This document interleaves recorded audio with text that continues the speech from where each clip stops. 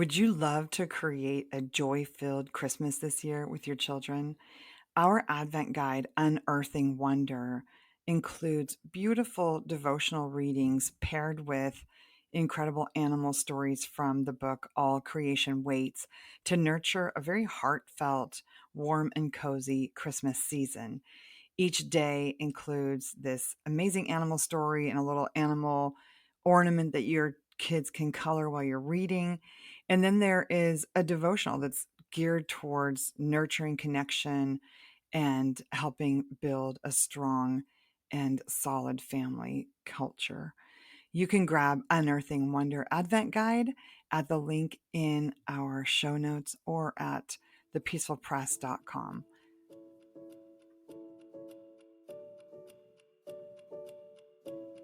This is Jennifer Pepito with the Restoration Home podcast.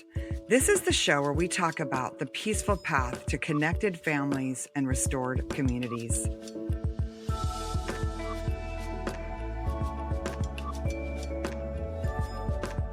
Today on the show, I'm excited to be chatting with Amy Hughes. She's a great friend, and I'm so excited to talk with you today about her new book, Words Like Honey: How to Avoid Unintentional Harm, Model Kindness, and Nurture Your Child's Faith Through What You Say. Thanks for joining me today, Amy. Thanks so much for having me, Jen. I'm really excited about this conversation. I was actually listening to a podcast yesterday. It was from Face to Face Institute, and it was with Jessie Cruikshank. So Jessie Cruikshank was the guest. She's a neurobiologist, and she was saying toddlers develop the identity, who they are, based on what parents say about them when they're toddlers. Isn't that Yeah, crazy? that Because is. we actually, Scott and I were in Amway when we first got married. Small, funny fact. So we were in Amway when we first got married. And so there was a lot of talk in that. Like, we were never successful in Amway, but there was a lot of talk about what you say and, winners and losers and speaking positively. So we actually got some of that, like, positive mental attitude training early on in our marriage, and I'm so grateful for that because we developed habits of courtesy in our family. Like, we never got in any kind of habit of speaking rudely or cursing each other, and then later on, we, got training in inner healing and some of those kinds of, even, like, coaching models that also emphasize the power of words to shape our identity. So in our family, we've always been super careful about the way we talk to our kids. Like, we generally try not to say things like, "You're a brat," or "You're bad." You know what I mean? We would Right. choose our words very carefully, like, "Hey, what you did was wrong." Um, but we were around some people the other day who they like, they're great people, great parents, but they kind of did that, like, would say, "Oh, you can't do that," just pretty cutting in some ways to their kids, and I'd love to hear, like, how did you come to this realization that, "Oh, yeah, our words actually do matter with our kids?" Yeah, it's kind of funny because I am not very naturally intentional with my words. And it was something that I had to realize that, my normal talking practice, which is kind of just like I talk a lot, I don't listen very well. I cut people off, is not actually the best parenting practice. And so as I became a mom and started communicating with my kids, it was just like, um, I need to be careful about what I'm saying. I really need to start thinking about the words I'm saying. And, there's all the things we know we shouldn't say and do. We know we shouldn't, as you were saying, just be, make cutting remarks and say mean things. But it was really the things that are kind of just come naturally, that um, everybody says, that I wasn't totally sure, didn't really realize could actually have a negative impact on my kids, until I kind of started learning about child development and neuroscience, and just kind of how kids understand based on their level of development, what we are saying to them, how they are taking it in. We kind of just assume that kids understand what we're saying. We kind of understand, or we kind of assume that they are taking in the words and phrases we use in the way that we take them in. They're understanding them the way we understand them. But they don't. They're at a different stage of development. We can look at something that someone says and go, "Oh, that's a joke," but a 3-year-old has not quite developed that ability to differentiate between a joke and reality. So they hear this thing and they will take it completely as truth.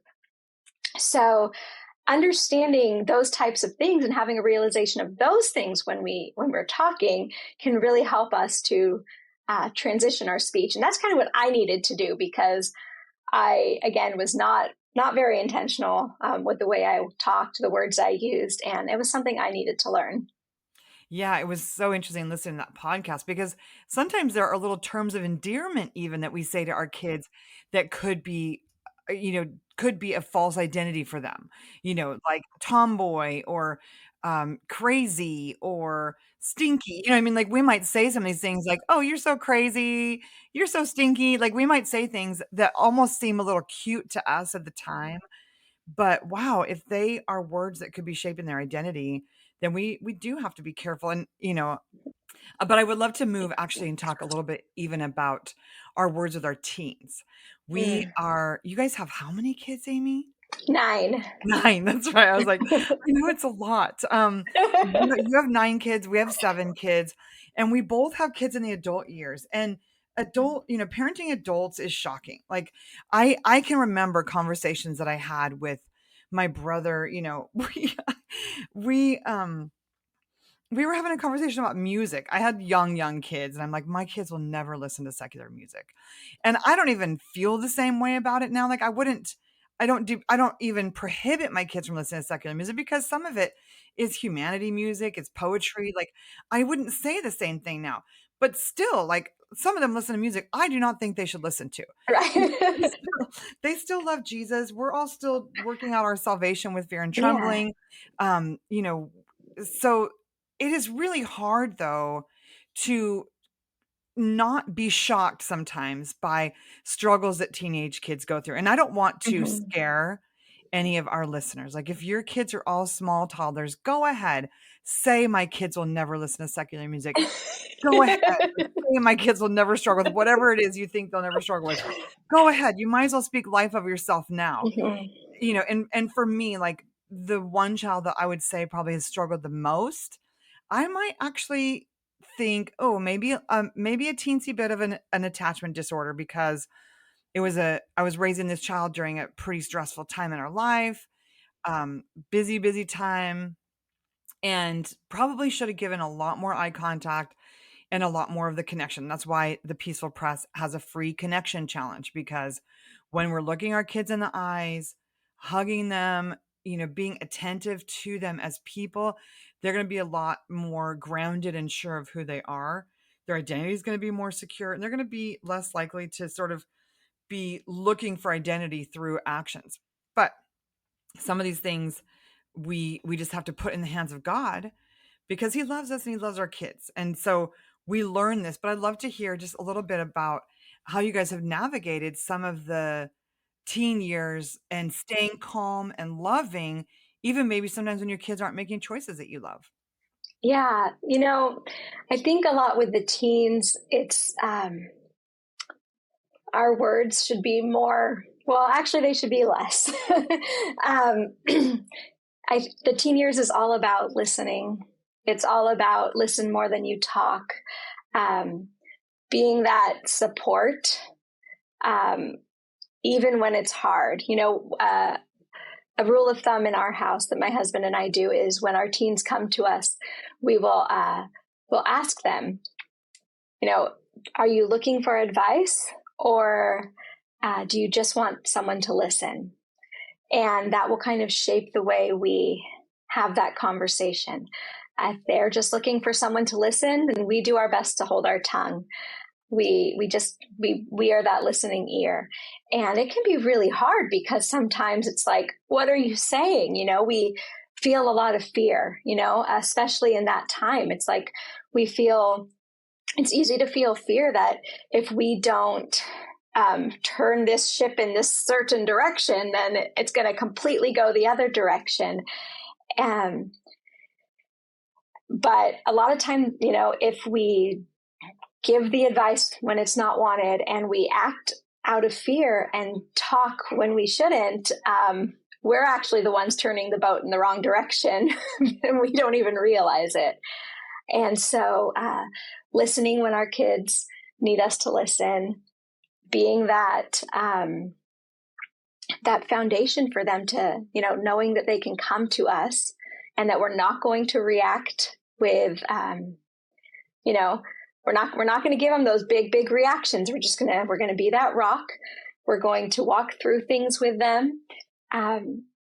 It's so important, and it really makes a difference in how our kids trust us and whether they come to us or don't come to us, whether they are open and honest and transparent or whether they're not. It really is all in how we react and how we respond. Yeah. And I love that you mentioned fear because I think so often it is fear that drives us to have big reactions or be controlling. And, you and I probably are like, we probably differ a little bit in the way that we put things into practice. And I mean, in our family, like we're working this out with fear and trembling. Like we still have two teenagers we're raising and trying to figure out what boundaries to put up and what to say no to, what to be okay with. Like, we really want our kids to be in relationship with us, and every child is so different. And the child, like those of you listening, the child who's super compliant as a young child might be one who surprises you later, or the one who's a real handful when they're young might be one who surprises you by being super calm later. Like they're all so different. And if you I think one of the biggest gifts you can give yourself in parenting is humility, because as soon as you think you have it all figured out, like that's where I was when my oldest was 16. I was like, I am a great parent. I had this completely figured out. And then, a few months later she had an eating disorder. And the sometimes when there's a challenge in a family, there's like a trickle down effect, because you put all this energy into helping a child solve their problems, and meanwhile some of the other kids don't get enough attention, and then you're putting energy into that, and then the younger ones, it's a beautiful mess. And so learning how to take care of your own soul and deal with some of your stuff, because for me a lot of my parenting fears came from my own life. I was molested as a 6-year-old, talked about that before. A hired worker pulled me into a barn and exposed himself, and did something else that wasn't very fun for a 6-year-old. And so, um, learning how to not let those early childhood experiences taint your parenting, because of that one incident, I was very promiscuous as a teenager. And so then it's easy to put that filter on my parenting, like, oh, everybody is just getting ready to get in bed with each other. Do you know what I mean? And then be overly paranoid Yeah. and not have any trust in your kids. And ultimately, there does come a point, I just read Leah Bowden's Substack about turning 40 today, and she talked about realizing that you don't have any control, or giving up control. I can't remember which words she used. And I got to have dinner with Jody Mockabee not too long ago, and she said almost the same thing, like just realizing that from, I think she said, like age 15, you don't have control. I don't agree with that. Like I'm still trying my best to control my 16-year-old, but it does get harder and harder. Yeah. And and for sure, like in my home, like I wrote about Habits for a Sacred Home. To me, my home is like this sacred space. We still read the Bible together as a family. We still, I will still make my teenagers go to church with me because they live in my home for free. And so I have some responsibility and some rights. Like it's my right in a way as a parent to like ask for certain things. But also we have to deal with our own inner fears. Like for me, that has looked like, EMDR, or it's looked like sitting with somebody who does, freedom prayer or sozo ministry, something like that, where you can actually get to the bottom of some of these childhood trauma moments that have put you in fear or put you in a state of expecting something that happened to you to happen to your kids, and has brought a lot of freedom and peace. I'd love to hear some of your, because you and James had your own like wild and crazy teen years. And so I'd love to hear how you've worked through some of that so that you could have more faith and hope for your own kids. Yeah, well, for me, it was, I wasn't a Christian in my teens. Um, I didn't become a Christian until I was 18, 17. And so um, I kind of I approached the teen years a little differently. It's in my mind because for me, I'm like, well, I'm imparting this faith to my kids. This is something that is a part of their life that wasn't a part of my life. And so, just off the bat, it feels different to me. I think because I I already see it as different, right? I already see, we have Jesus, so I'm not I'm not as concerned and worried, maybe as someone who went through their struggles as a Christian. I don't know. I've actually never thought about this, so it's kind of interesting as I'm like playing it out in my head. I feel like because I have a foundation and I'm giving my kids that foundation that I didn't have when I went through my struggles as a teen.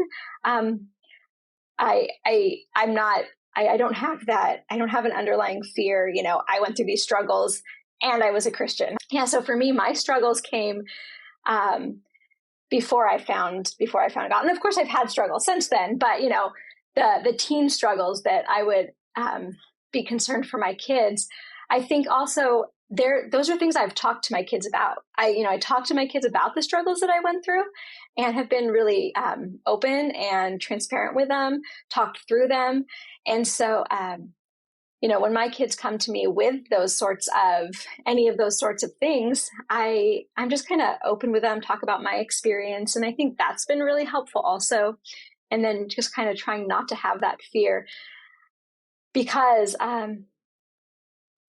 we have Jesus and that's just the hope that, when it boils down to it, I'm always like, I can only do so much. And then I just have to trust in the sovereignty of God. And, that is my like that's kind of the foundation that I try to keep is just I do what I can do and then I trust God.